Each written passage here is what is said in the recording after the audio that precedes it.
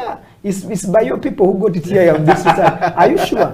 And thank God, he replied my letter and he authorized some, he did a presidential directive to try and improve in regards to copyright, people who are stealing our money and quite a lot of stuff. And we pray that they happen and we move the sector or the industry. Wow. Addington, lastly on the leadership, there are what we call 5 qualities of a good leader that, you would have to leave us on that part of leadership. There are 5 qualities. What would be your 5 qualities before we take a break? I never crammed. Has a bit of complication, but it's intriguing. Yes. It's designed that way. Yes. Okay? Yes. It may be a maze, but there is order to what appears to be disorder. So that is Pastor Semper. That's Pastor Semper. Yes. And that's actually the work of God, a complex. Yes. When God does things, he does them fearfully and wonderfully. They're amazing when you look at them. So people like you said, they want to put a dot where there should be a comma. Yes.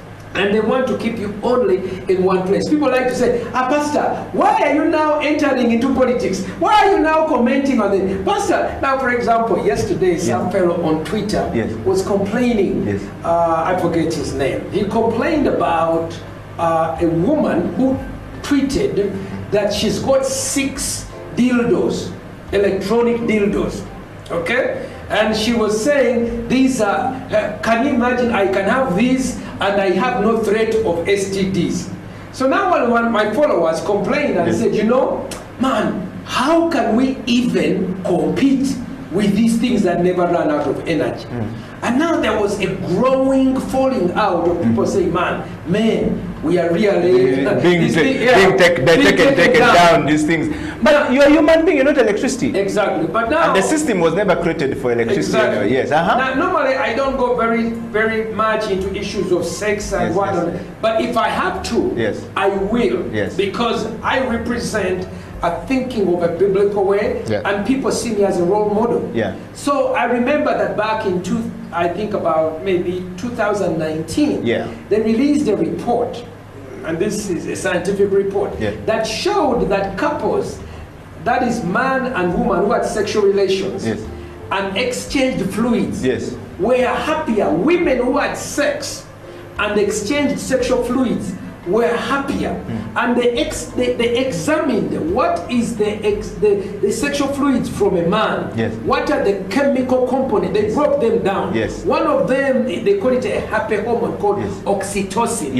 Now oxytocin is a happy hormone. When a woman receives oxytocin, she gets happy. It's only released during sex with a man or when she's breastfeeding a baby. Those are 2 times. And it makes her happy. Why do women, why do they bond with their baby, love them so much? Because there's a chemical release that God has designed. So when I release this research to this guy, I say, guys, don't worry, you are not, it's not even a competition. Those women there, they may use those gadgets, but they are still miserable still. Long after they have run out of batteries, because they can never have what God put into you. Guys were happy. Because you see, when God gives you a mission to bring happiness to you, between you and your wife, he equips you with the capacity to make her happy, which cannot be found in a dildo or in a machine. And by the way, I sometimes like to point this out to those who are practicing same-sex relations. You can't have that. You can't have that. No. Lesbians, homosexuals, they do not have that. It never comes, that chemistry. Number 2, even in those who are doing these feminists who are doing masturbation, whatever, you can't get those hormones. So I sometimes say the reason why some feminists are continuously miserable because they have never sampled the happy hormone. Can you watch it again? You see, I'm embarrassing. No embarrass at all. And Pastor, I have a very interesting message here from Edward Ochom. He has said, and I'm going to read sample your questions from out there. This is coming from Edward Ochom. Is a serious lawyer in town, land rights lawyer, and with a fresh master degree from Swansea University, just returned. Swansea, England. Yes. Well, hi, how you doing? Hello, Welcome to this edition of You and the Law. My name is Jonathan Ochom, your host. You and the Law is simply what it is, you and the law. In this show, we try to demystify the law for the ordinary person, make it simple for a teacher, for a lawyer, for a farmer, for a doctor, for a border rider, for a cleaner, everyone in our society. This program touches on every aspect of our lives that relate to the law. Is it marriage? Is it property? Is it land? Is it traffic? Anything that touches on the law will be discussed in this program. Today, we're going to have an interesting conversation that will focus on the institution of marriage. I know most of us have attended marriage functions. Some of us are married. Most of us viewers are married. But what does it mean to be married? How does the law look at marriage? So this conversation today will focus on demystifying the whole topic around marriage and how it is viewed from the eyes of the law. And to help us do this, I have a learned mind with me, and it's none other than my friend, my colleague, Emmanuel Elau. Emma, you're welcome to the program. Thank you so much. Hello, viewers. Thank you for having me on the show. In House of Talent, when you fist bump, you spread the love. So you do this, then you spread the love. Yeah, so Emma, how have you been? Well, I've been great. Yeah, we're coming in from 42 days of a lockdown. How has it been on your end? It's been quite difficult. You know, you wake up in the morning, you sit around the compound, you look at the time. You know, you lose sense of the calendar because you fail to understand which is a Monday and which is a Sunday. You're even lucky that you have a compound. Some people live in one-bedroom houses and have nothing to look except their, iron sheets. Yeah, sure. And really, you're, our first guest really on this program. And why do you think it's, sort of important for people to just know about the law? Because I know you've been teaching law and practicing law for all these years, yeah. Yes. Well, thank you. You know, when it comes to the law, we basically live the law, on a day-to-day basis, Whether it is in your bedroom, there is a law that governs it. If you're married, for example, even if you're single, there could be something touching on the law because you might be in your bedroom with an underage girl or you might be with another person's wife. All the things are the law, When you jump on a border, there is law. When you're driving, we're talking about traffic, If you go to a restaurant, you must ensure that you have the money because you're consuming someone's energy and investment. So you must be able to pay for that. So we interact with the law at all times. It's part of our everyday life. Yes. Man, you don't want to be in trouble after many years of working hard only to realize that you have no rights at all simply because you didn't celebrate any of the marriages that are recognized within the laws of Uganda. With that, we come to the end of this edition of You and the Law. It's a bye from us. See you next time.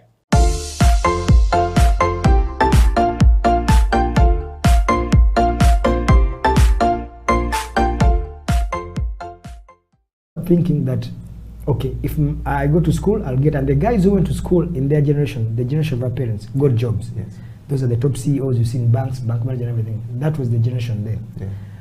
But then as we were growing up, because our parents were not so keen in regards to seeing how generations change. Yeah. Our generations were changing, but for them, they didn't see that it was changing in regards to the jobs were no longer there.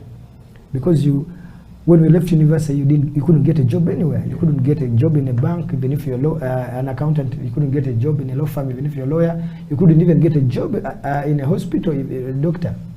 So now, the issue was always, you have to be this, I want to be a lawyer, and then most of us got lost there. And yet the world was changing. So now the world has drastically changed. So now the jobs are not going to be there anymore that those guys are thinking. So I looked at myself definitely in the eyes of my parents because they wanted me to be a lawyer, to be a teacher. And those are the first two courses I put in my S6 to fill for university, law and education. Then accidentally I was put drama as a third option because remember when you're filling those forms, you have to get the course with the high points, then you do to balance to be able to balance. You go to the medium one, then you go to the very low one. If you don't get this one, this is what you get. So that's what I did. So I did put law first, education second, drama was just a by the way to fill the space. I put a bachelor's degree in drama. I go sit my exams, results come back, and I've been admitted on government scholarship for bachelor's degree at Makerere to do drama. I was confused. I almost changed to social sciences because then peer pressure. Hey, you're going to do drama. What will you do? Where will you get the job? So there was a lot of, I was in a mental dilemma. I even picked the forms. But on my way to go change them, I met the professor who was the head of department at the music, dance and drama department I carried at that time. He was called Professor Justinian Tamsuza. He's still there to this day. So he explained to me what I can be and what I can achieve if I did a bachelor's degree in drama. And he told me actually a bachelor's degree in drama was a professional course and social sciences was a flat course. Albeit, so it was done for someone to switch from a professional course to a flat course. That is where I stood firm and said I'm going to do drama, and this is what has become of me. So on that note, were you funny from the beginning as a child? I've always been funny. I've always acted. You know, because of my size, I'm short. So that's why you see I call myself for me to stand out or to be felt or to be fair, so I had to develop that humorous bit of me. Because you can't impact like in Giants. If my hobbies were like you, no one would see you. Every time you'd be talking, they would either give you golo. But because of my humor and my talking, so they always loved me and kept me around. So that's why I developed that side of me. Wow. Annington, that said, and then, did you ever see yourself becoming who you are today in life by any chance? Not what I've become today, but I always thought I would be successful no matter what job or profession I did. Because I've hustled a lot. I've been a taxi conductor, I've owned taxis, I've owned borders, I've quite a lot of kiosks, I've owned Rolex stores, I've owned mobile money joints, I've owned telephone, you understand? So it was about being successful and living a comfortable life.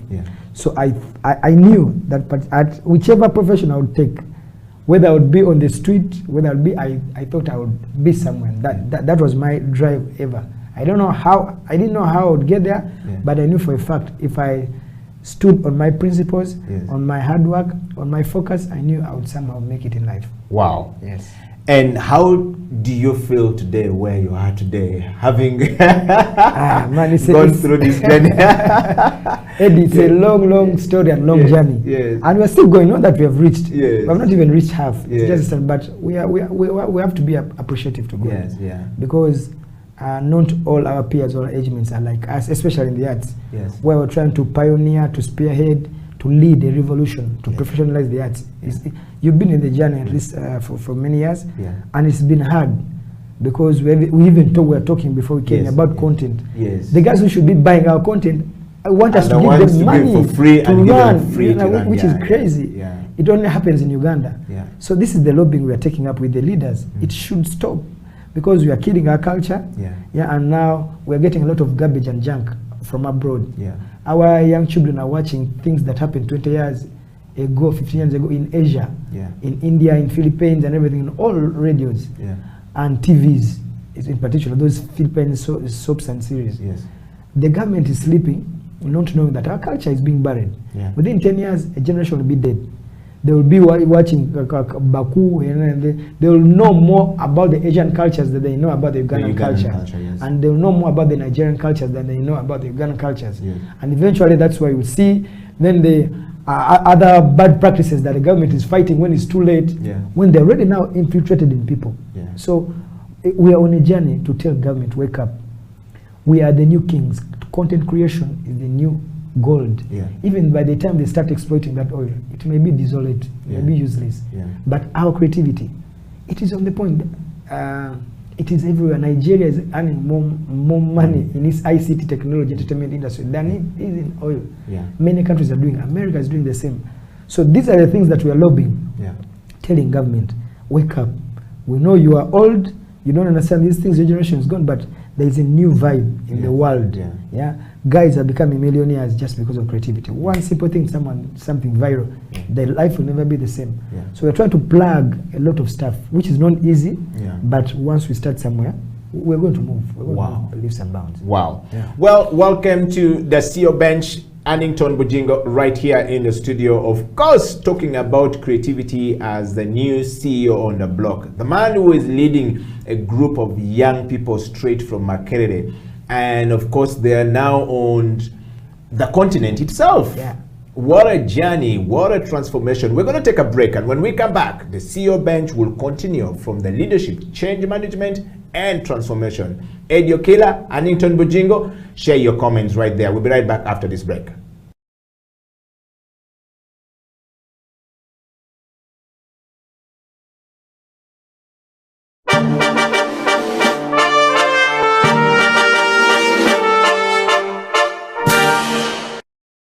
Even people are stuck in their own ways. For people who have had a chance to, say, work out of the country, you're dealing with people from different backgrounds, different cultures. Their view of the world is different. You know, you cannot change that. The best you can do is get into that space and find a way of navigating through that. Okay. So I don't believe that what I've learned necessarily is going to go into, say, a big organization like Stanbic and change it. Yeah. If it may guide me along the way in terms of how to navigate, in terms of how to influence the leaders of that organization, but not necessarily kick the front door and change everything. In fact, I think that's disastrous because you may just end up going backwards. So I think for me is allow yourself to learn from the environment and then adapt and change from within. Okay. Yeah. A lot of time we see people, Daniel, who go into organization and just start changing, and you find people flying from this organization to another and says, man, the new boss was come. Correct. I can't stay there. Absolutely. And this happened. Absolutely. Is it they themselves who are a problem, those who are running away, or actually the bosses come and want to change everything? Have you ever been in an organization and people have viewed you like that? And if yes, how were you able to deal with it? If not, had you learned these tricks before going inside there so that when you arrived, you are more warmer to people than more, cold to other people? Yeah, I think in most cases where, and we've seen this, even in Uganda, where a CEO comes and tries to change everything overnight and the organization suffers. You lose your talent, the good people leave the company, they go to other organizations, your numbers start going down. It's a no-brainer. The good ones are the ones who quickly realize, oh, this is different, I need to adapt. I mean, I always hear people who have worked in Tanzania. Tanzanians are different. The way they do things at their pace and how they shift and move things, relate among each other is very different. Yes. So if you come with your speed and and forcefulness, you'll get a culture shock. They'll edge you out slowly in their nice way. Before you know it, you've left the company. I remember earlier back in our breweries, we had similar people who used to come from South Africa at the time. Because Africa is obviously very fast-paced. It's about push, push, push.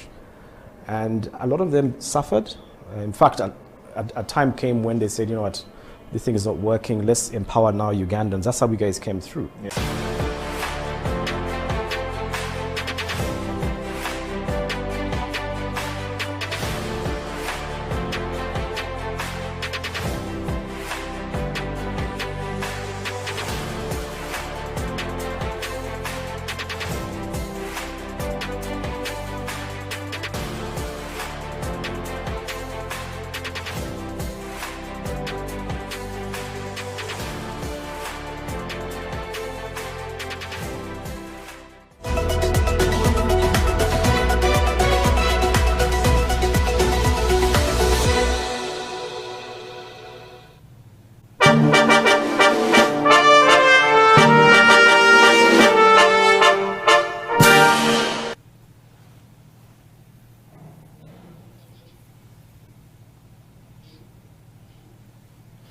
Welcome back from that break. My name is Eddie Okeela and this is the CEO Bench. In the studio is Annington Bujingo. Now, you are in for some really great ride.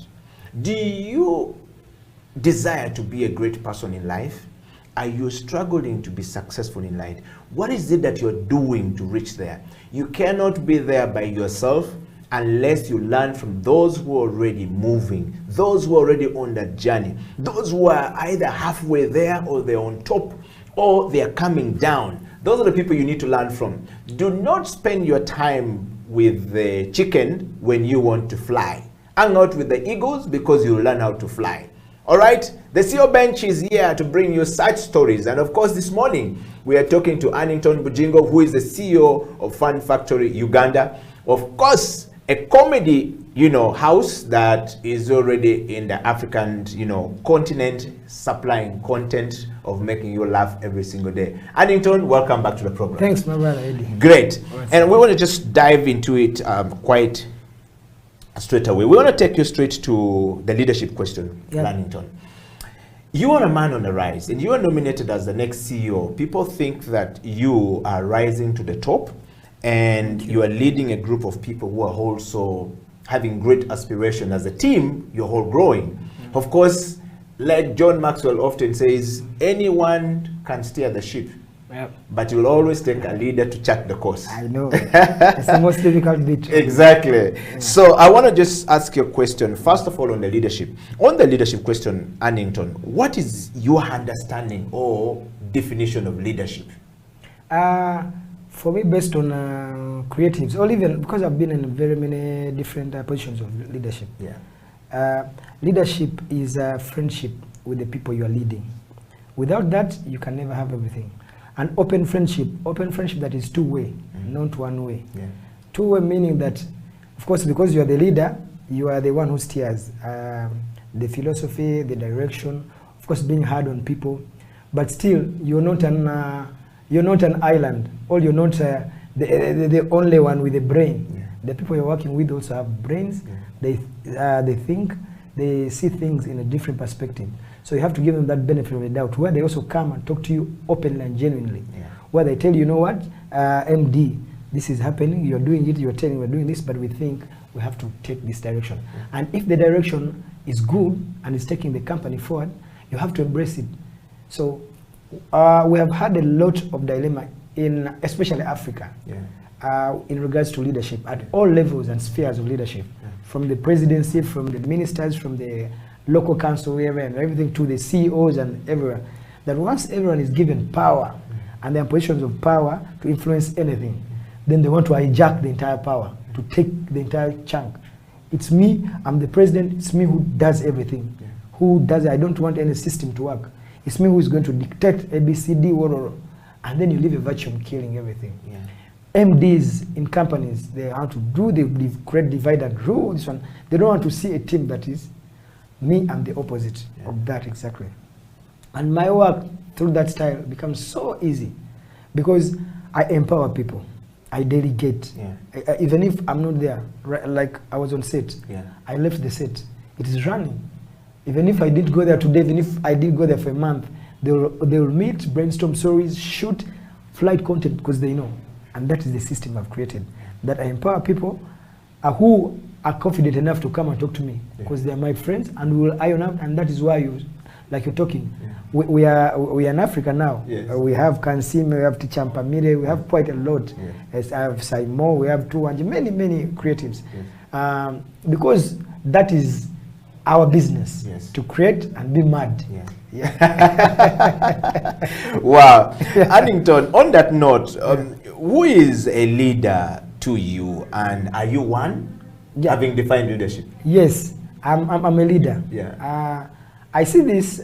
I don't want to quote Ujira Kase pitch like everyone says, but leading the people I lead is actually the most difficult job in the world. Like the biggest MD or CEO job in the world. Because leading creatives. Leading creatives. You have I know what it means. And not everybody is a leader in that. Yes, and not just creatives, but the best sketch comedians in Africa, if not the world. Because we are the only people in the world who do what we do. We've been doing different shows every Thursday, 14 stories every week for the last 15 years. And we've never repeated any. No one does that in the world. It's only Saturday Night Live that does that. That the people who only every Saturday they do 2-3 sketches of what is happening in their country in America. The broadcast, as we do 14 of and we have never repeated. We only repeat when people request. So that means these people are normally imaginative. They are wild. They are mad. You know, you see, that is the creativity, because no creative is sane. No one should lie to you. We are all mad, but our level varies. Not mad of removing clothes, but what happens in our heads. Because when you sit down with Chameleon, and the way he tells you, he says, I have 1,000 boxes in my head. So this one is telling me this one is telling me this is telling me. So to reconcile them, I need a team. So this is what we're building. I need people to help me. Because for me, in his head, even my head right now, you don't know, even you. So they're crazy. So for me, I think I'm a good leader, because leading those people for a long time and being together, when they have made it big, when they are hitting Africa, like everything they're trending, it's not easy. But I thank God for that, and of course them and their passion and their professionalism and our friendship as a family, because we run Fun Factory as a family. Everyone has something they do. That this one is in charge of creativity, Zizinga and Veronica, that are marketing and everything. Richard Tuanji is the director. Finance, I have Gerard Dutaro doing, and Nina. Then production, I'm with Kathy Bagaya, Emma Kakai. Writing, I have people. The stage manager, I have Destiny. Runners, I have guys that are coming down. So practically everywhere I'm plugged. That when I want welfare, Veronica's there. Eva Kemizinga will come in to plug this. So practically everyone has something they're doing. Not just sitting to act and wait. No. So that is, I empower people, and that's how we're moving. Wow. Well, what is your story? You who is watching the CEO Bench right now, what's your story? What comments do you have for Annington Bujingo? Did you actually realize, or did you ever imagine that the Fun Factory is run with such a base, like an organization, like a company, that's what it means to be a CEO. The CEO means that you are a chief executive officer. You are responsible for the layers of the executive below you. All right, not the chief everything Okila or the chief everything, Bujingo. No. Is the chief operation officer, which means that there are chief executive officer. There are people below you who are operating. We want to hear from you. What's your comment to Annington Bujingo's first part of the interview on his personal life, on his leadership, and of course, being the CEO of Fun Factory, Annington? We want to get back to you on this last question of the leadership. All right, second last actually, what is your understanding of leadership at the personal level, the family level, the society level, the corporations, and the nation level? What's your understanding of that? Because this sometimes is very much confused. Some people think that if you fail at the family level, you can be great at the corporation level. We think no. It's impossible. It's impossible. You see, like I've said, you see, leadership should be like an interpersonal exchange between you and the people you're leading. Not you, like you've been summarizing, to be their boss. And like I've said, it is a problem we have here. Because, Okila, Eddie, we know our president. You and me have worked with these corporations. I've worked in corporate agencies where we have a CEO and everything. I've worked now, I'm a CEO of Fun Factory. So practically, I know everything. I'm a father. I've been married, I have children, and I know. So for as long as you don't make your family your friends, whether your wife and your children and everything, you cannot be a leader, you cannot be a father or a mother. You can't. Many people are fathers or mothers, but because they are holding their children hostage, the kids they have no option. They didn't decide or choose who their parents. When daddy walks there, they go away. They keep quiet. It's the same thing with our country. Because when the president says anything, no one will debate with him. Because recently, not recently, last year I think when I met him, it was baffling to me that the actual big guys were scared that I was debating with a man. Because the guys could not even believe it. Some of them have not even had that chance, and they've been cabinet ministers. Well, were you scared that you'll be imagine a small man. Not scared of anyone. The small man talking to the president. I'm only scared of God. Because he's the only guy who's ever. I'm not scared of him because by the time they call me, I don't waste time. I keep telling people, if you call me for a meeting and you want pick my mind, or you won't listen to what I have to say, I don't need to attend that. So I go to meetings based on condition that I will talk, and I talk my mind. And usually now, I also have a team, we document what I'm going to talk about. I don't want to meet a big person on just words or marusu. No, I have to be on record. That I'm telling you A, B, C, D. I want this to be changed in the creative sector. So I have ideas on motives and a strategy on how we can influence or change the industry.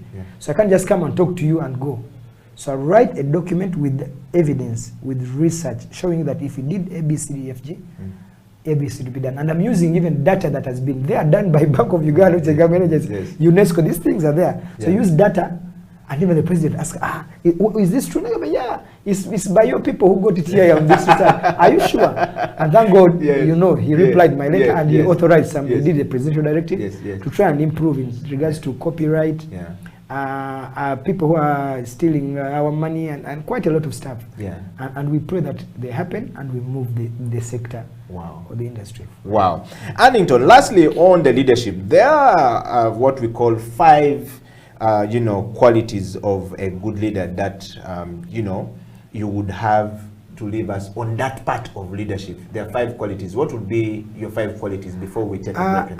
I never cram those qualities, and they differ from CEOs to CEO, leader to leader. But the from the warning from Bujingo point, from Bujingo's point of view, is one, you have to be a human being. You have to be a human being. That's number 1. Is because you're leading human beings, you're not leading monkeys or chimpanzees. So a human being will fall sick. A human being may come late. A human being may have anything that you can also happen to you. So you have to be tolerant, first of all, because you're a human being. So you be tolerant, understanding, and also not being rigid. You have to move with the tides of what is moving. I don't know how many are those. those are 4. Those are 4. And loving. Loving and sharing. Compassion is critical. For as long as the people you're working with don't see the compassion in you, every time they're coming to you, I'm sick, and telling you, sick, how? You're supposed to be, So they'll switch off. Even when they are sick, they'll come in, but they'll not deliver. Instead, if you told you I'm sick, really, what are you feeling? Oh, sorry. Okay, maybe you can take a day off. But please make sure that you meet your deadline this time, because our client is on my case, on the one that thing. That person, even they're home and they're sick, they will work. They will take a bit and then they will work. But you will shout at that person and they will come to work because you want them to sit there and they will be there and they will not work because they are sick and their minds are mentally not okay. So you will not get anything from them. So it's better you be compassionate, be part of them because they are like you. You may just have a bigger salary, but you are just like them. And actually, some of them may even be cleverer than you, better than you, but just because the world has not given them that chance, and they'll get that chance. I was seeing that when I was working in agencies. Many times I was better than the creative directors that they were hiring, but I was learning. I said I'm going to teach myself. I will learn from it because they've been exposed to different markets and everything. I had issues with some of them because I'm always outspoken, but I was learning. Because I was like better than many of them, but my chance hadn't gotten there. And I said I will just keep quiet and learn, and I learned.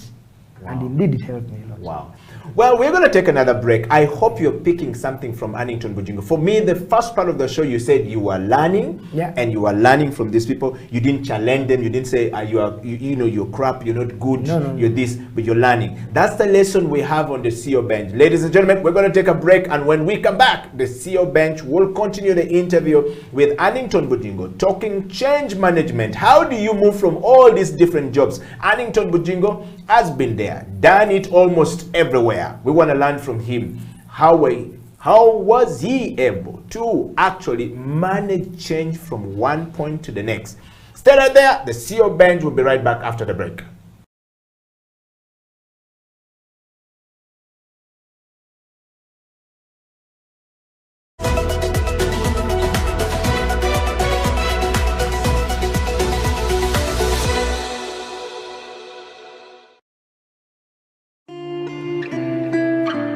People at the moment are struggling to understand the older generation because times have changed. Technology has come in. They've moved on. Yes.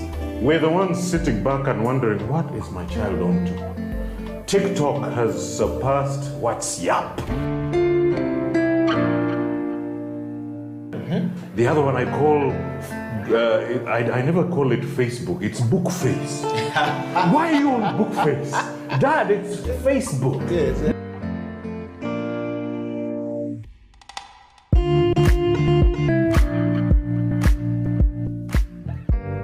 Me, I keep saying I have a foot amongst the millennials. And I understand the traditionalists. There's a song in the 60s, by the way, and in the 90s, 70s, where they're like, parents don't understand. Remember Prince? Prince.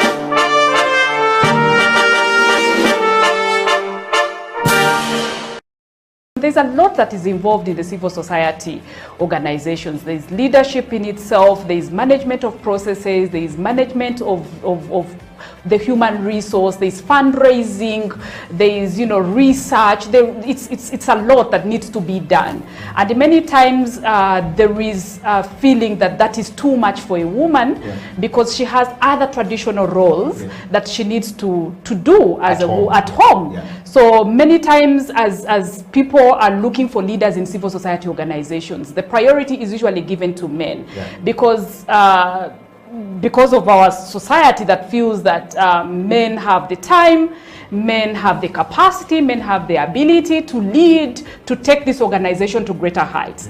And women, there will be a problem. They will have to go to maternity leave. They have issues. They are too emotional. They have not done the courses that are good enough for leaders.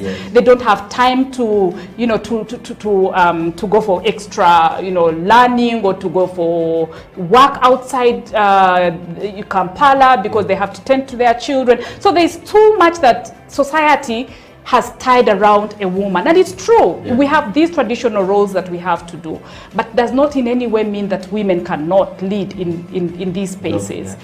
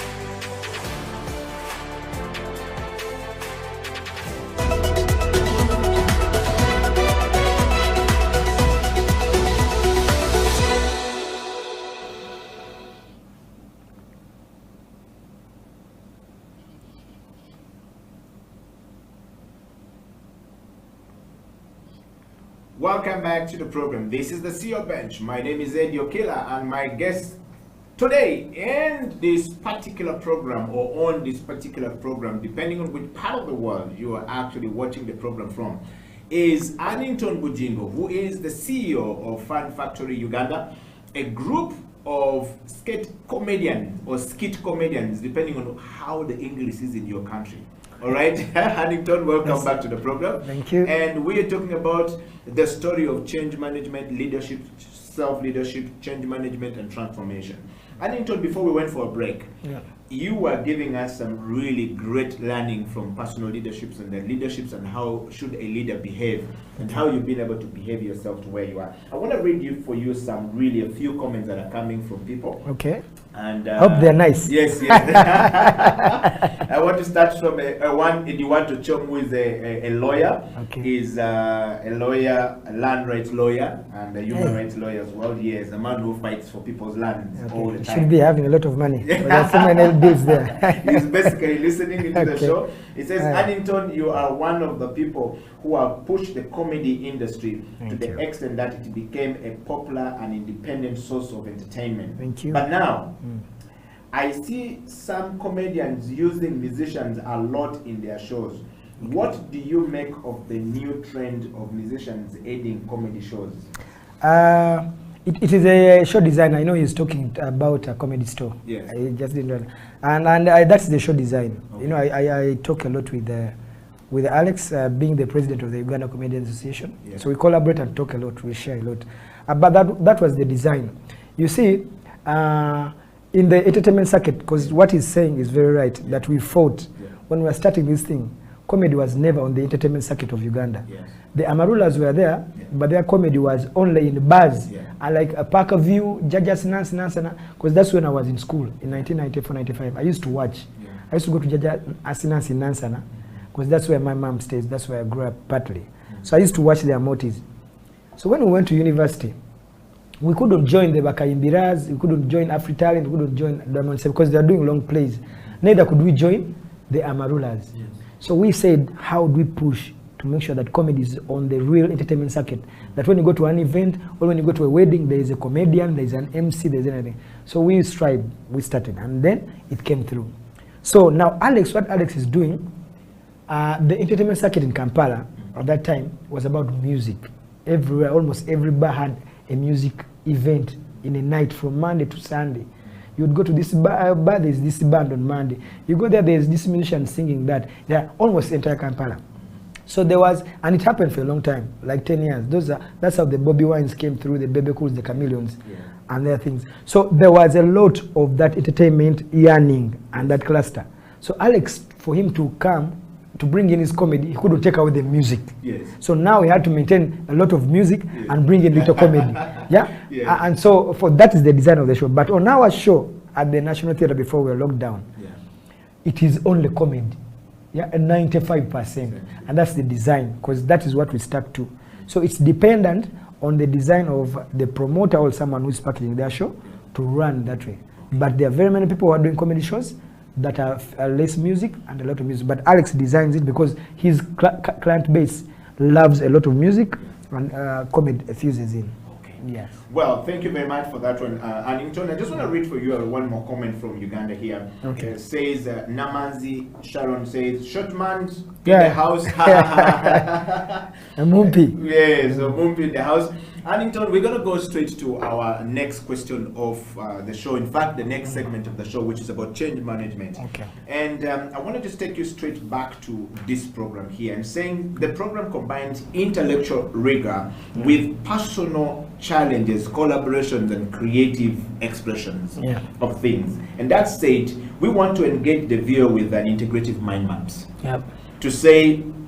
To understand the organizational, and leadership development when a person is talking to the show, on the show, as well as, with intent to basically provide,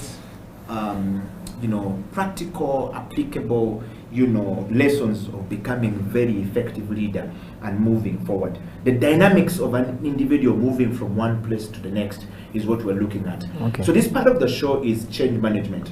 And you've talked very much about your change, moving. You've been almost everywhere, worked in almost every sector. True. Advertisement, sort of like exposes people to all sectors across the spectrum of economy. Yeah. Now, Annington, how were you able to manage movement from one place to the next when we talked about, because change management is a systematic approach of dealing with, transitions or transformations of an organization. Yeah. And sometimes some people get tired and move. Sometimes some people have outgrown the organization and move. How do we start communicating? Because there are people who are stuck in some of these organizations who can't move. True. Don't know what to do. True. But you're here on the show. You've changed several times and you're moved. I'm like a snake. I keep molting. Yes. But some of because like you've said, I've practically been everywhere. But what I do, or what has kept me this, is I never fear about tomorrow. Yes. And I live today like it's my last, and I never know that tomorrow will happen. Yes. So that you cannot hold me hostage. Okay. So every person who is, all who works, all who wants to achieve something, one other thing that they will do, if they're like a certain level, now if I left here, will I be able to eat? Will my family survive? Will I? Now without that, you're now killing your brain cells. Yes. You're killing yourself. You're killing your thinking abilities because you're disarming and disempowering yourself. You're not believing in yourself. You're giving up on you. When you start like that, like you've said, I was in employment. I was earning 5 million net 11 years ago, 2011, but I didn't mind whether I didn't have it. And that kept me at the best of my game in advertising, because I never took no for an answer, and I never took like you can intimidate me because you are a Muzungu, you are Annington. No. And that kept me doing good work because I didn't value the job. Like the job wasn't my everything. Yeah. Because I always wanted to be free to create. Because if you're not happy, if you're not free, you can't create and you can't be productive. So moving from one step to another is being free, because I don't know how I've reached here. It's God's plan. And there's always a superhuman being who plans for you. So no matter how scared you'll be, no matter what, if something is bound to happen, it will happen. So you have to free yourself against any mental slavery. Yes. Yeah, which is that, because many people are engrossed or embroiled or enslaved in their work. They don't know. They think, oh, they are getting this, and they don't move. I know many of them. So that has helped me to move and change, because I've done businesses. I'm still doing businesses. I've been into advertising. I've moved into it. I've started companies. I've closed some are moving. I've gone into construction. I've done so practically it's that element of making sure that I don't stay in one place. I don't be comfortable with myself. I don't dwell on the past, because of course in the journey you lose a lot of money through businesses where you think you're going to benefit but you don't, and you keep going, and that's what keeps reinventing yourself, reinventing you, even creatively. Staying in comedy for more than 15 years, because we started in 2003 at university, so this is now 18 years. It's not easy being in people's eyes for that long, and you're still years and years making noise, and they're seeing, the social media practically they are like with you every second, because they're on your phone, they're following you. You meet them and they tell you about something you posted sometime and you don't remember, but they know. So you have to be agile and very versatile. That is what even is helping my other people I'm working with. Yes. The Kansimes, the Mpamires, the Namandas, the Tuanjes, the Zizingas, the Kemizingas, the Ninas, the Kathes, the Kakais, it's that, because we never get satisfied and comfortable. We tell them, guys, something, young guys are coming up, so what are you creating? Yes. So that in a way is helping us to move from one mindset. And I urge our viewers to also embrace that. Don't fear. Don't fear that you lose your job. No, the more you fear, the more you're going to be unproductive. The more you're not going to deliver. So open up, talk to your bosses, even you bosses, be friendly to your people. These are guys, if they are your friends, they will make you more money, because you are the guy who's going to get a bonus bigger than theirs. So you embrace them and you work together, you do magic. You will be transferred to another country. Your salary will be tripled when you make them your friends. But if you make them enemies, you won't. So evolve with them. You're leading humans, just be with them, talk to them nicely, and you will see the magic it will bring to you. And we will run. We will have a better world to live in, a better country, and better creativity, better businesses, better friendship, interpersonal work relationships. Like even COVID is doing, it's helping us. People are no longer going to offices. They're working, but they're delivering like never before. So appreciate even more, because now you can't physically monitor them. They work for their moms, but if you show them the love, if you move with them, magic you'll get. Wow. Annington, changing from one job to the next is not easy. Very hard. Were you always able to communicate this effectively to your employer, guys, and I'm leaving? Or at what point do you say, okay, I'm done here? Or at what point do you realize that, okay, I've outgrown this organization, I need to move to the next? How do you communicate that change? I've never applied for any job in my life. Yes. I even don't know where, I've never. I even don't know where my transcript is. Yes. I got it 15 years ago. I graduated 1st April 2005. Yes. Those are 16 years ago. I don't know where it is. So that means I was handpicked, and I've been only employed twice in my life. That was Canada, where they handpicked me. A lady, the MD was a Kenyan called Esther Mihaki. The husband somehow handpicked me. They gave me a job. And then Paul Warner, the owner of Metropolitan Republic, Africa, poached me because I was in Scanad. So they did research and said, this guy who is a comedian is everything. So they came, called me at Serena, and they gave me a job without even an interview, because they knew what I was capable. In advertising, it's a small world. Yeah. So they gave me a job. And I worked with all my bosses very well, the MDs, Alex Rukundo, the guys who were there very well. Until one particular white old man who came, was called Thierry. I can speak on camera on him, because some old white man who came, and he was clueless. He didn't know that he was the creative director, but he didn't know stuff. I settled with them. He fired me, then I sued them, and they gave me a lot of money, because I was the best performer in Metropolitan. I was the best creative.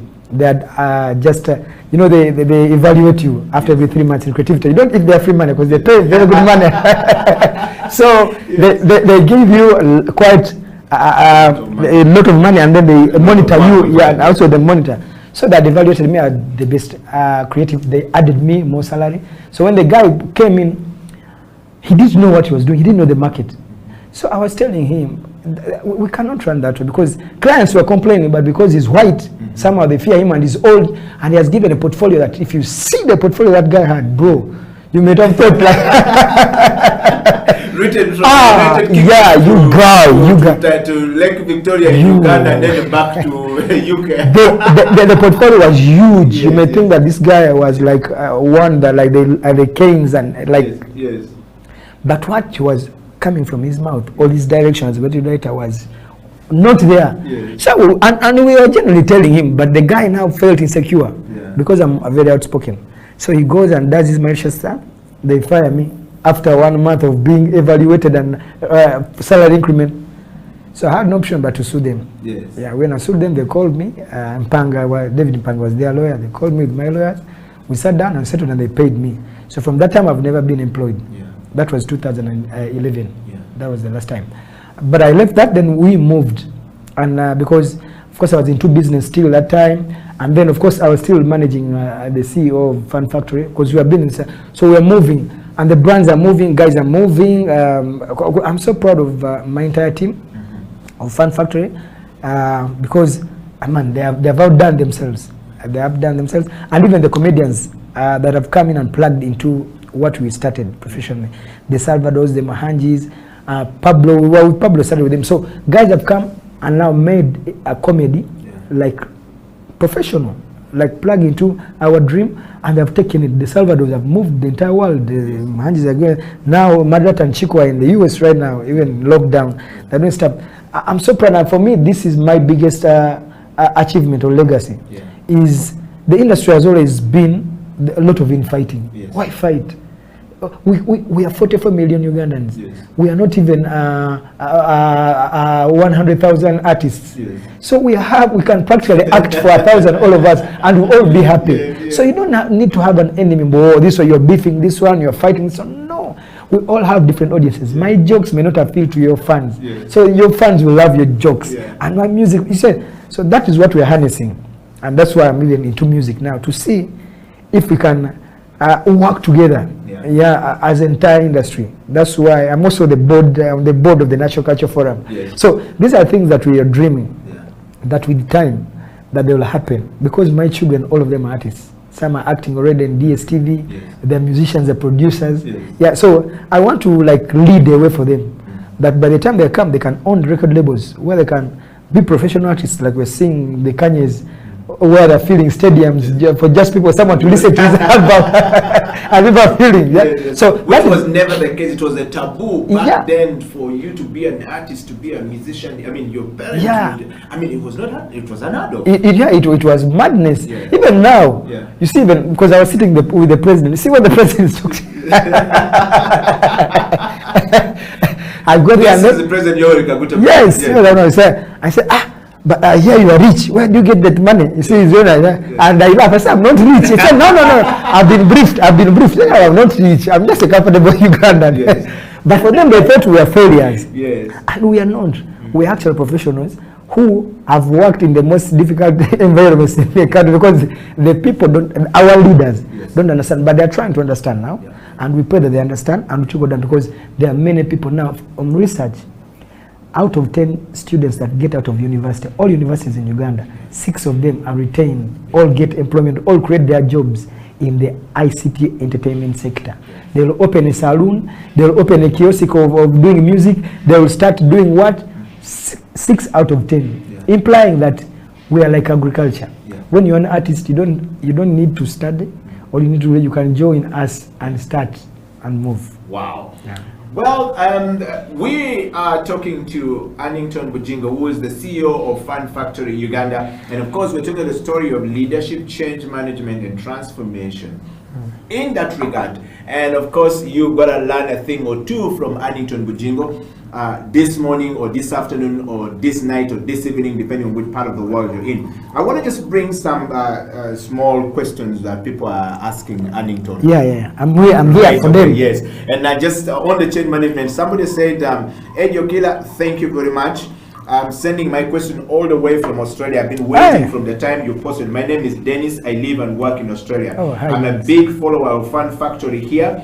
And tell Mr. Bujingo, him and Richard Tuanje just gives me reason to keep working every time I watch Thank it. you. Wow. Thank you. Thank you very much, Dennis. Says, Thank you, Dennis. my question goes to Mr. Annington Bujingo. Yep.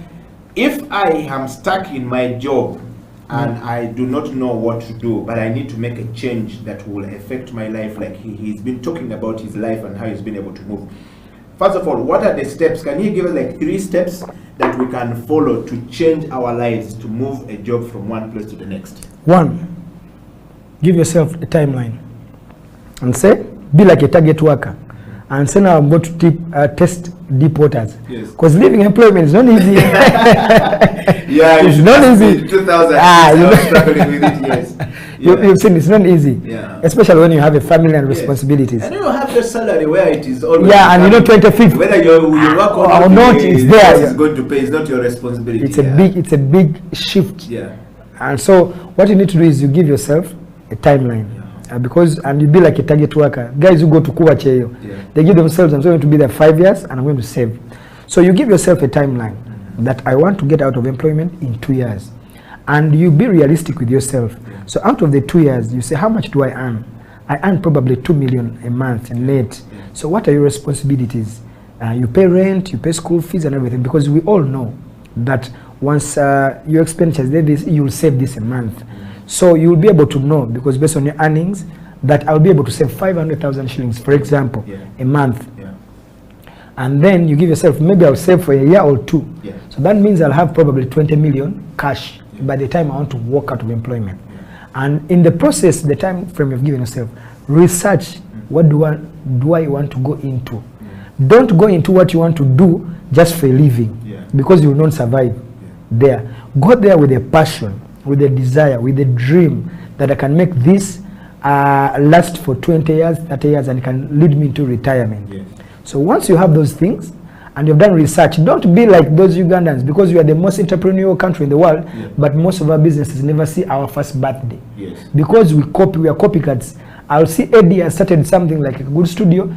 The next building you'll see the same things, because I'll say, how much is the camera, how much is the screen? I can start it and I'll go without researching. What has Eddie done or anything? Or what creativity idea do I have? Not just putting the resources. Processes. So once you have them and you've really done research, created your own business model, don't copy like others. And this is what is killing Ugandan entrepreneurs. We are all copycats. We never invest in research of what you're going to do. So the money you have saved, you inject it in something because you have seen, okay, I started a studio and it will die. You'll be frustrated, and then depression, you'll not be able to get. So, but once you save, have a strategy, research about what you want to do, you cannot fail. So when your time comes and you have your money, politely and requestfully, go to your boss, tell them that, you know, boss, thank you very much for the time you've given me. It's now, I'm starting on a journey, but I'm available. If your boss is willing to maybe offer you consultancy and pay you half, and they'll be wanting maybe like 4 days a month or something, you can iron out the deal with them, and you'll move. And then you'll just keep growing, and nothing will be hard for you. Wow.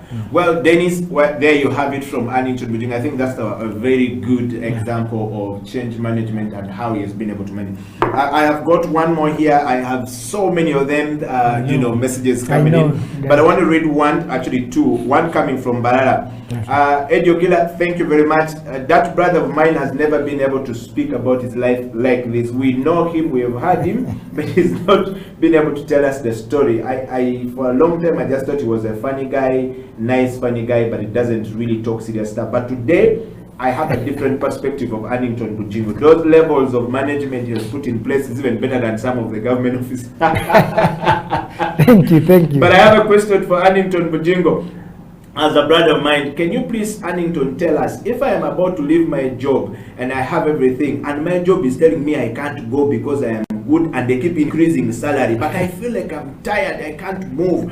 How do I move from this job? He said he left a job of 5 million. How was he able to leave 5 million? You see, it's not easly, like you say, it's a bait. So when you want to scoop a fish in the ocean, you have to put something like mukene or to hook it up. But when you're going to take it out, you're taking its life. You're going to eat it. So many a times they add those bonuses to hook you up, to bait you. And at the end of the day, you're growing up every day. there's a comment he made that I'm better than many people in government. Yes. In an ideal society, me and you should be in government. Yes. Like creatively, no one in any government art industry is better than me. Yes. That I would say on record. Yes, yes. That I would say on record. Mm-hmm. No one that is running any art institution in government is better than me in regards to the creative industry, the knowledge, the dream, the desire to move it forward. No one. But you see, because these old people have refused to hand over power to people, they're stealing. They are so fair. An increment. Take it up to a certain level. Yeah. Say, I'm going to work for this. I can't determine for people. You know based on your needs, your family needs. Save. Plan what you want to invest in. Research about it.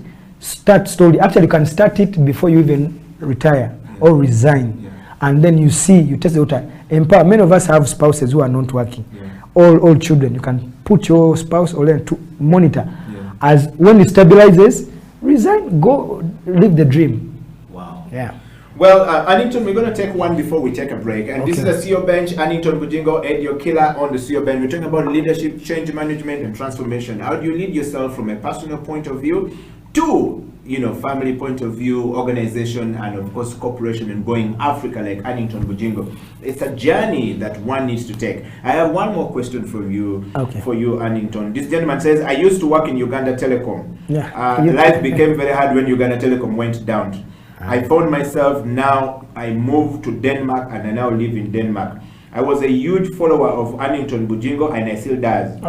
When I am looking for excitement, Annington Bujingo and Richard Tuwande just makes my day. Thank you, brother.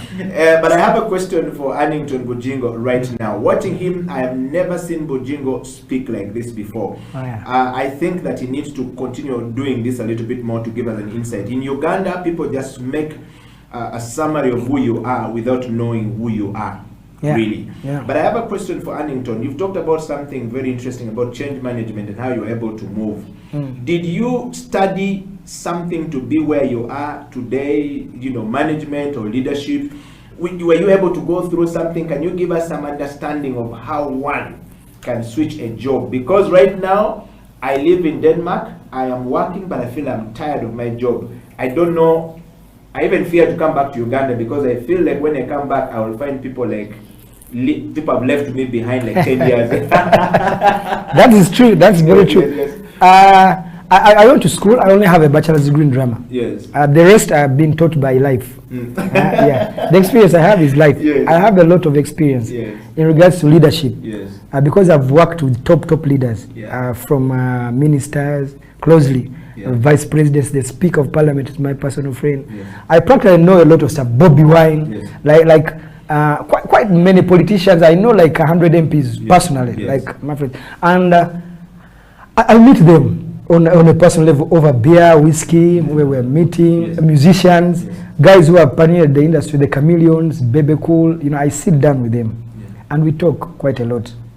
I'm happy that people are seeing this side of me that I'm not sharing. And I'm happy that I'm going to start something here that I've wanted to start for a long time. And I've said, like they're saying, we inspire many people just through the art they see, but they don't know this other side of us that we are seeing as the human side of us, the intellectual side of us. We are abnormal intellectual people. It's what we are talking about. Creatives are the most intelligent people in every society world over. From the excellences, I've said, the Platos, the Shakespeare's, they all stood out. You said because they were doing art for their generations. To this day, we are reading about Othello the play because of Shakespeare. If they asked you something that happened 500 years ago, what will you say? You will just talk about Shakespeare and Charlie Chaplin and everything. These are creatives. So meaning that they are the people that reflect their societies. But in Africa or in Uganda, it has been the other way around. They were calling us Badongo, Bagoma, Banakatemba, Dikula, derogatory names that degraded us to that level. And yet, what we do was for the high society. That is why National Theatre is next to Parliament of Uganda, because technically every leader has one who was stressed so much, so they need to come. They have to even know what their citizens or people are thinking through the plays. That's why the National Theatre is next to Parliament. So the MPs cross. It was a must. Actually, it's a must, even up to now, that an MP or leader has to go to Royal Court in London to watch a play.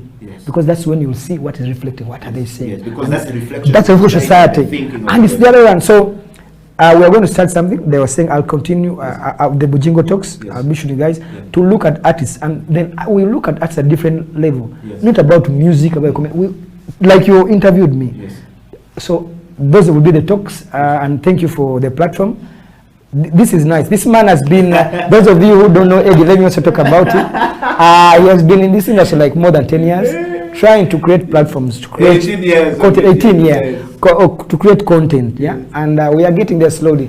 But we are fighting with the broadcasters because they don't want to buy our content. So, but the beauty is now technology is helping us.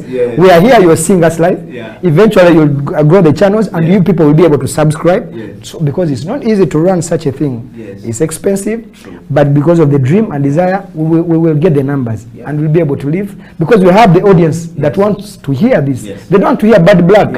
But bad blacks have been made monsters on social media. And many other people who, you know, things that are supposed to be growing us but don't grow us. Yes. So, Annington, we're going to take another break, and when we come back, the CEO bench will be back. We want to hear from you. We want to send us your kisses and disses coming. We love to hear from you. And of course, if you have a question for Annington Bujingo, please shoot. We're going for a break, and when we come back, we'll come to the last part of the show, which is transformation. Is Annington Bujingo and the Fund Factory work transforming lives in Uganda and all across Africa? If yes, how is it doing? That's the part of the show. We're coming back. My name is Eddie Okela. Annington Bujingo. This is CEO bench. We'll be right back after the break.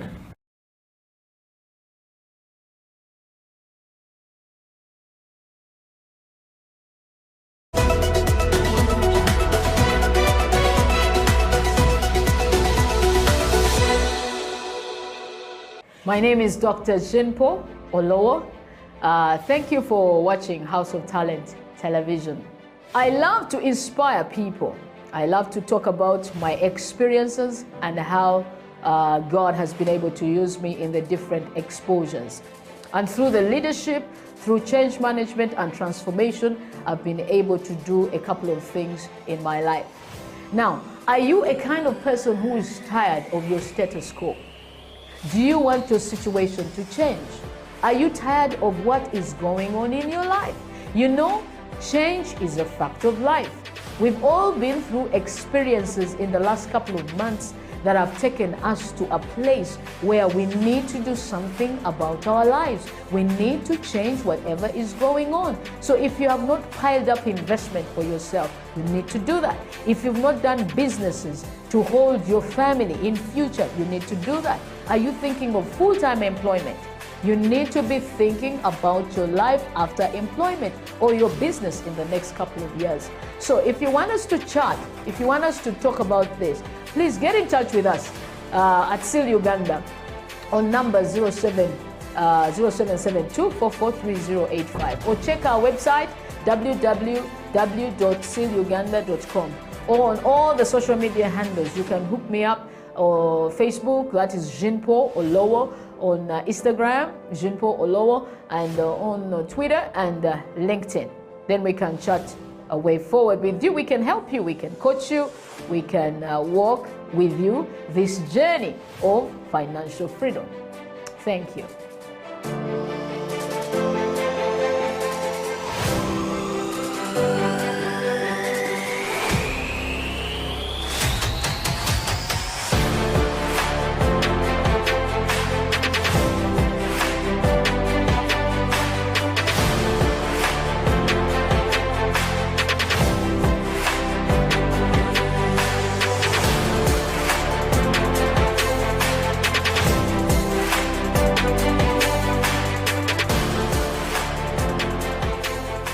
For me, leadership is a privilege of moving people towards a destiny. And for me, it would be towards God's agenda. That's the best, moving people to God's agenda. God has an agenda for everybody. And I know some people say, oh, it's too much of God, but God has a plan for this world. And so whether you're in business, you're medical personnel, if somebody came to you, a good medical leader says, I want you not only to be healed, but to be healthy.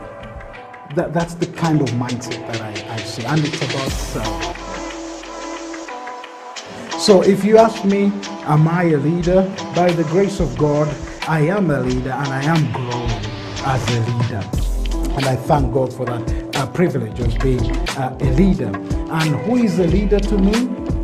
It's very simple. Someone that has a vision, but is also someone that is there serving people. For me, that's a leader.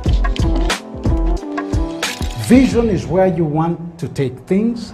Serving is the recognition that if the things do not matter to people, drop them. Wow. Drop them. Because at the end of the day, whatever we do must make a difference in people's lives. Anybody who has had huge impact in history, in leadership, the impact is not measured by just the things they did, but what those things did for people's lives. Did they make a difference? So it's useless for you to make so much money and the money does not add value to people's lives. Wow. So for me, yes, you have to have a vision, and at the end of the day, you are serving people. It doesn't change. Leadership is leadership, whether it is at what we would call a lower level or a top level. Leadership is leadership.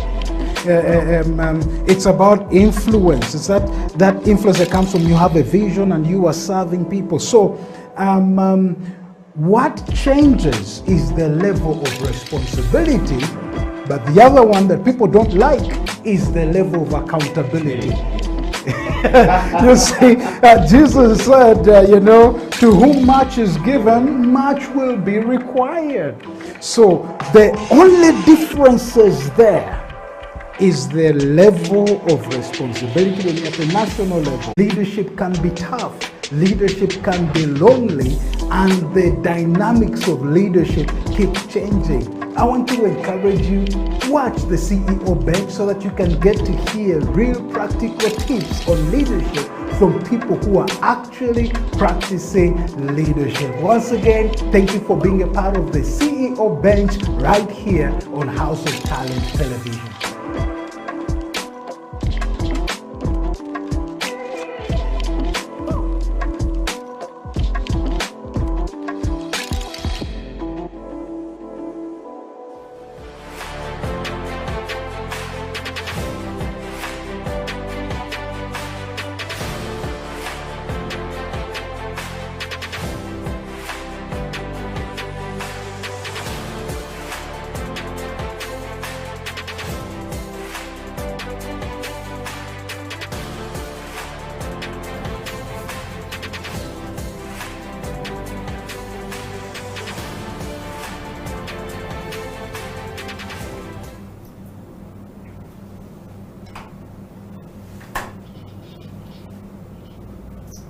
Welcome back from that break. My name is Edio Killan. This is the CEO Bench. In the studio is Addington Bujingo, who is the CEO of Fun Factory Uganda, a comedy group straight out of Uganda to the rest of the world, and of course, making people enjoy their lives. You see, you cannot work without entertainment.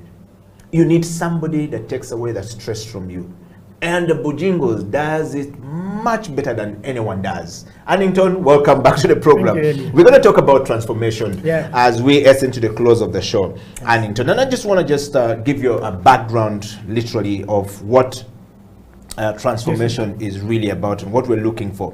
Change is a response to external influences. Okay, true. And there's so many things happen that influence who we are and what we become. Yes. And where modifying a day-to-day action achieve a lot of desired results if a person is more focused. Okay. Now, transformation is about modifying the core beliefs of a human being every day and the long-term behaviors of that person. For that person to change, they need to transform themselves by modifying day-to-day thinking. You know, the thinking pattern, the things we do. You wake up in the morning, you want to do something, but you need some people to be able to help you move if you're not able to move by yourself. Sometimes profound ways to achieve the desired results are quite key. But Addington, yes, the act or the process of changing completely is what we are calling transformation. What does transformation mean to Annington Bujingo? And is Fun Factory actually causing this impact in the lives of Ugandans and beyond? I'll dive into straight to show you how Fun Factory is, then I'll go backward. Please. So when COVID came, none of us was prepared. We didn't know. When it broke in Wuhan, we thought it will be there, because we also used to have our Ebola outbreaks and they never spread to the world. They never went anywhere, so to stay in Africa. We thought that things would be easy. So we're thinking Wuhan is locked down. We're saying, what is happening? Yeah. Then Trump says it will just go away in 2 days. Why? Yes. And then he hits America. Then now everyone. Yes. Then the next we see is lockdown, even us. I'd never seen it in my entire life. Where Kampala is empty, where I'm staying home, I can't leave my home. I'd never stayed in one place in my life. So then we said, what are we going to do? Because we didn't know. Because now we looked towards the president's speeches like God was coming tomorrow. Yes. And when they came, we were depressed. So he would come and say 30 days. And on the last day, we think it's going to open up. He says 30 more. So all our heads were boiled. So we said, what do we do? Then some small NGO came to us. They didn't have actually money, but we said, fine, let's roll. And then we went into studio. We had never sung. Richard Tuanji is the one who only sang many years back in VIP. He was a dancer. And he's a great musician. So we said, can we do music? We don't want to do stuff that people expect us to do. We don't want to do comedy. So we went and did Yambala Mask. Yambala, Yambala, Yambala, Yambala, Yambala, Mask, Yambala, Yambala, Yambala, Mask, Yambala. Now, when we did the Yambala, we even showed the video. Funny as me, I was singing. I can't sing. Literally, the only one who can sing. A few of us can sing, but we did it in a funny way. Teacher Pamela was just saying, "Wati wenti, wati wenti, wati wenti rongo. Sanita, sanita, sanita, sanita, wati. Sanitize, sanitize your hands." And release the song. Yo. So the song went viral, and then when we get a call from MasterCard Foundation. And say, hey, we love this song, what I can do. Say, no, jump on board. Then they came and signed us to do them a campaign, a COVID campaign. So we did skits, we did other songs, we did everything. And now things have gone. So they are global. So they are running them because Ugandans never keep abreast of their own. But our songs have been playing in entire Africa and even the world, the MasterCard Foundation is doing. So the impact is huge. Kansimi has impacted the world, not in a hugely. Teacher Pamela has done that. If I went down to David, I have done that. Tuanji has done, Naman has done that. We are all like everything. So in a trickle down. But the beauty is we are so humble. We are not like these other celebrities. Is you'll see me on stage, I can walk to this day, I can sit on a board and move. I don't mind. It's about my life. I'm a celebrity in your eyes, but I'm Bujingo first before the act and everything. So I don't take away my life. So we do all these other things. So the transformation, like you said, it's still inherent. Like I've said, it's individual. You cannot be transformed when you're two. It starts like with an individual. You sit down and say, I want to be transformed in this way. It's not easy, but once you have goals and desires, you may not get the goals and desires the time you are setting them to be. Because you all get your planners, but they never pass. But for as long as you dream, you keep persisting, stuff happens. Because you also dreamt to be who we are. And you also talked about something that is very critical and influential. I'm who I am because I grew up watching certain things on TV. I grew up watching That's Life Mwatu, Bibao, and everything. You too, wherever you are, everyone. It was the same thing. Yes. Everyone gets inspired, motivated. Even if you are going to become a banker, even if you are going to become a doctor or lawyer, you have to be surrounded by your system. And it's mainly the art, the music, what you're saying, the drama and everything is what is going to make you. We imitated, everyone was reading news on Radio Francis and on UTV then, you know. So there are trends, but you see, because I will still say our leaders, they don't understand. And in a way, we are getting a dead generation. Dead in a sense that they don't know their cultures. Because what they're watching is wrong. It's not Ugandan. You know, all these broadcasters, even when the laws are there, they go around, they always bribe these guys who are in UCC, and they play Asian soaps, dab and everything. So we are being compromised. So the guys are growing up not as Ugandans, they are growing up as Asians. And those lifestyles they can't afford, they cannot live them. So with time, you're going to have a population of very disillusioned, very hopeless, very empty, because the arts have been neglected. So that is the journey we're fighting. You cannot transform anyone in society unless they know where they come from. That's why they say, Socrates has always said, all the philosophers that live, that an artist is the mirror of society. If you have dead artists, you have a dead generation, a dead nation. So we are fighting hook and crook to make sure that we don't have dead artists.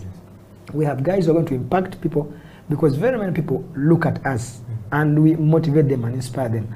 But again, if they see you now begging, when you don't have what to eat, you demoralize them. So those are the things that we want to take away. Because celebrities world over inspire. That's why you see presidents calling them, they want to be next to them. Not only here, even in America, Trump calls Kanye West because he knows he'll get the black vote. He will call the one guy that goes, Biden will do with Beyonce and everything. Because they want, because they pull crowds, they pull numbers. And they also have brands, you've seen. So these are things we want to create to inspire our generation and transform ourselves in all aspects of life, not only employment, but socially, spiritually. That's why you see me attacking guys who bleach.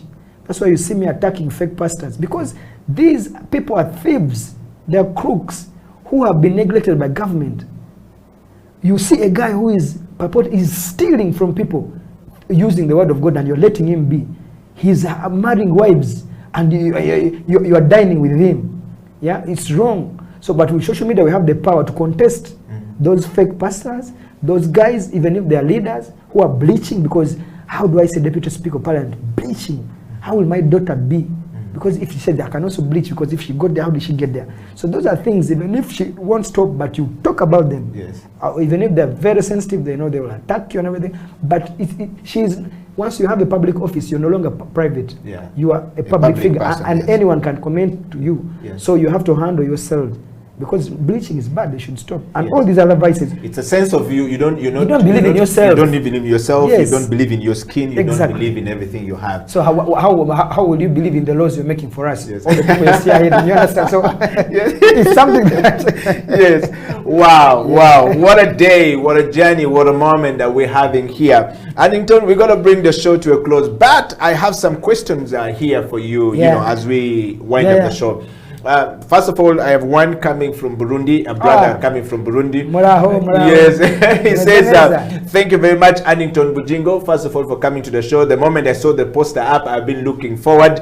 And he says, Edio Killer, thank you. I was one of the people who attended the university quiz we did in Rwanda some years ago, 2011. Yes, and said he's a big follower of yours. But he goes on to say he wants to know from you, Addington. Yes. What plans do you have to come up with the, you know, are the comedians, are you having plans as you know, Fun Factory? To sort of like train the young people to take over from you guys as you are going? He said, are you training people now? Do you have a school? Do you have an acting school? What are you doing to raise people to take over? We've been doing it for a long time. You know, many of us are products of the School of Performing Arts of Makerere University. That's where like 7 of us, me, Tuanje, Namanda, Eva, who else? Nina, Kathe Bagaya. We were like 6, 7. Kwezi Kagana, so there were like 7 who studied at that university. So every year we've been doing internships. So we right now, even on set where we speak to come here, we have products of Makerere University graduates, so who are into production and everything. So we plug. So they send us students, and we do internship with them. Some of them we retain. Some of them go start their own companies. They act. Some of them are on TV already. Some of them are in adverts and everything. Because it's difficult to, because we are a big ensemble. We are 17 in number. So it's hard to add other things. But what we do, as a president now of the Uganda Comedians Association, I try to like transfer some of my knowledge to other comedians that are coming through and coming up. And in a way, guys they're big because Ugandans don't understand them, but they have created their platforms. They have brands, they have content, and it's just a matter of opening the sector, because lockdown is done and everything will come. And the other thing is also Salvador has done talent searches. We also want to do talent searches for sketch comedians, but still it all involves money. And you and me, you and I have had issues in regards to our sponsors, our corporate people. They don't, because it's difficult. They don't believe in these things. Some of them think that they use art every day to promote their products, their brands, but they don't want to put money in art. That is the dilemma, because it's not easy to do a search, a talent search, and everything. It's expensive. I cannot handle it immediately. I need partners to come, because once we do it, you have opened like a chapter for a certain generation. So we want to create like fun factories, independent in different regions, where guys can start their group in Gulu, where we give them, teach them the skills. I can go there once a month to just polish them up. Then you've set it off guys, and they're doing their comedy there. Go in Barara, start another fun factory there. Let it be independent. You don't need to go there every day. Be there for a month. Try to train them, go inspire them. They will do a show. Go across the country. Within 5-10 years, if you have the support, you have changed the entire generation. Where guys are looking at art as a business, art as work, not art as a pastime, not art as a for failures. This is not where I want to be. No. We have a lot of opportunities, but we just need support from the corporate companies and government, because government is the #1 corporate company in the world, all in the country, and we empower them with the authority and our money. So we are not even begging, we are ordering them, because that's their mandate. We're ordering government, because if they don't do it, we'll force them to do it. Because once you take an oath and say, I and so take to be your leader, you have then the mandate, and then I have to pressurize the responsibility. Plan. Art should be on the national planning strategy, where we know that 1% or 4% of the budget goes to agriculture. We should know what percentage does art have in the national budget. So that's where we start from. We have to have analysts, policymakers for us, because we are the biggest employer, but people don't know, and indirectly, we are employing people indirectly. I'll take an example. If there's a concert, a music concert in Kampala, like in Chadon, if Cameroon has a show, 2 billion shillings exchange hands in one night. 2 billion. People who are selling beer, people who are entering, the sound system, the food, 2 billion. Now imagine how many concerts that move. So it's an informal sector that people don't understand, that we want them to understand. And it's the journey we're on to push. Wow. Annington, I have one question from a viewer here called John Oli Kamome. He said, "You make sense, my OB." Hey, come on, I know, come on, Obi, how are you? He was a very talkative man, come on. Thank you, bro. Did he end up in comedy like you? No. He went abroad and came back. I don't know what he's doing, but I was in touch with him. And Annington, as we close the show, what would be your parting shot? First of all, how is it like being on top as the CEO now? When you're not difficult, it is easy. But if you want to make yourself complicated, it's hard. If you want to call yourself a star, me, I don't go on a border. I don't eat this. How will they see me driving this car? There it will be very hard. But if I'm the same Hannington that Kamome knows, that even guys that saw me in primary know. You meet me, I can go anywhere. I'm a freestyle. I don't mind. And it's not, even if I have money, I'm me. Even if I don't have money, I'm me. So that's how we've been on the top, and that's why I encourage, and also being humble, because that is exactly what I'm explaining. Every one of us has, and also being focused, and reinventing yourselves. That is what Fun Factory is, and everyone has been. Our fans, of course, love us so much, and we love them too. We want to thank you very much, because I may not get the opportunity to thank you. You have kept us at the top, because without funds you can't be at the top. You can't be, thank you. You can't be the CEO without the funds. You can't. So we want to thank them very much, and also now social media has really helped. Those of us who are using it well, like you're doing, we are sharing with people. You have a House of Talent TV where would you have got to, you'd be paying people to run this stuff, which you have been complaining about. But now we have the platforms, and those we are going to be using very often. People like Kansi have really used them very well, and they're earning a comfortable living, a good living, and they're inspiring millions of Africans and people in the world. So that is what has kept us on the top, and of course God. Without anything, God has been there for us. So on that note, I would request that whoever is watching to go and like all my social media pages, Bujingo Hannington on Facebook, Bujingo Hannington on Twitter, Instagram, and also the Fun Factory pages, still Fun Factory Uganda, on all platforms, because that's where you can tap what we do, the information we do, And like you said, I'm going to start the Bujingo Talks, where I share with people about my journeys that people don't understand. People see you in a short and they think, this is a Kagere. They see you in a dress and then they think. So that's why I want to be sharing. Like we did, we really, I think, shared quite a bit of stuff. Wow. Annington, your last parting shot, if you were to leave us today, what would be that last one word that when you live with a person in this, we're in a pandemic situation where some people are really hopelessly low. People are committing suicide. There are people who are dying of hunger. There are people who don't know what to do. Some people have given up in life. They've been fired from their jobs. But here we are.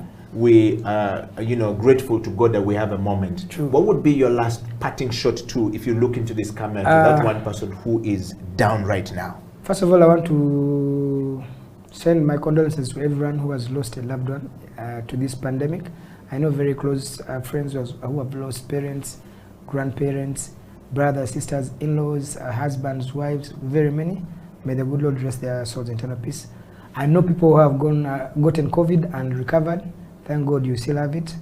I know people who are not feeling fine, who are depressed, who can't earn a living. There are quite many, especially the artists who are doing so terribly, comedians, musicians, many who are earning top money, but because the country has been closed for 1.5 years, they're not doing well. But we have nothing to do because we didn't plan it and it's still here. So we have to reinvent ourselves. So like they say, necessity is the mother of all inventions. We have to start thinking out of the box to make sure that we move, because we can't, life is life. You can't be there without life. So we have to get a way of making sure that we get past there. And principles I live on my life is there's a deadly ad that that the late Steve Jobs did when they were starting Apple, of thinking different. And if you can go to YouTube, look for that Apple ad called Think Different. Listen to every word that was said in that advert. It will inspire you, to remove you bounds and leaps to be a better human being and to be wherever you want to be. And the little we must do, we have to do. Those are my parting shots. Wish you all the best. See you soon and God bless and love you. Thanks for tuning. Thank you very much, Annington Buthingo, for those very kind words to our viewers. And just for the road, you are the president of the Uganda Comedian Association. Usually, presidents in Africa don't leave offices. They change terms. Not me. Are you about to change terms? Yes. We categorically made this because it is not about me or anyone. It's about showing the world or the country that actually we are very serious guys in a serious way. We are very organized. We have a constitution that we are not going to amend ever or like change never. It's going to stand. I'm supposed to lead 2 terms and each term is 2 years. So I'm into my second, but because of the pandemic we haven't held the elections and we can't now like converge and even like the quorum is not that. But once the pandemic is done, I'll present myself for my last term of election. Once I'm elected, I'll serve duly for my 2 years and I'll pass on the torch to the next person that will be elected. And we'll keep moving. This association is not about Bujingo or anyone else. It's the Uganda Comedians Association, owned nationally by all comedians who subscribe or register to it.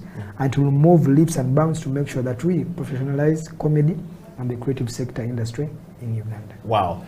Ladies and gentlemen, you've heard it from the president right there, no changing term limits. And thank you very much for coming to the show. But to all of you guys out there, we want to say thank you so much for being part of the CEO Bench, growing bigger and better. Every single day, we reach out to all the guys in the United States. We say thank you. Annington, of course, in the US, and of course Anthony Ndaula, Coach Anthony Ndaula in the US, and all of you guys, Professor Penina Chayo from Washington University, shout out to you, my sister, and of course to Dennis in Australia, to JB in Belgium, all of you guys, we love you, and of course to Chigula Mwendo in Germany. You are lost, but we're here. We love you guys, and until then, we want to say thank you. The CEO Bench has come to a close. Until the next CEO Bench, stay safe and stay focused. Don't lose hope. There's always the light and the road to the top. Eddie Okela, Annington Bujingo, signing out.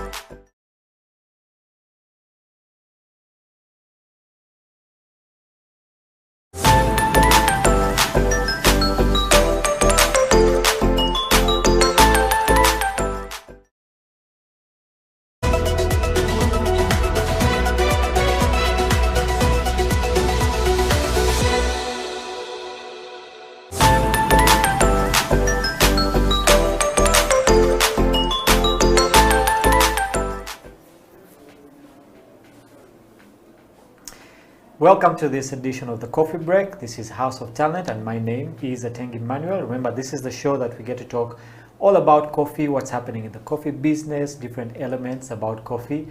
And back in the studio today is someone we all love, someone we've taken a long time without seeing. I love saying it, the Coffee Messiah is back. It's like the second coming of Jesus. So the Coffee Messiah has come back. Amon, welcome back to the show. Well, it's nice to be here again. Yeah, it's good to see you. You've actually been gone for a while. I don't know, were you like out converting people, you know, bringing people more into the coffee side? Well, I've been trying to make ends meet and yeah, happy, healthy, so it's good to be here. Yeah, it's good to have you. I hope your ends have met. Yeah, they have definitely they have met. Well, to complement the Coffee Messiah, we have someone else in the studio, the first female guest we ever had on this show. And at the beginning of the show, she told me that since we have a Coffee Messiah, we should have a coffee goddess. All right. Ladies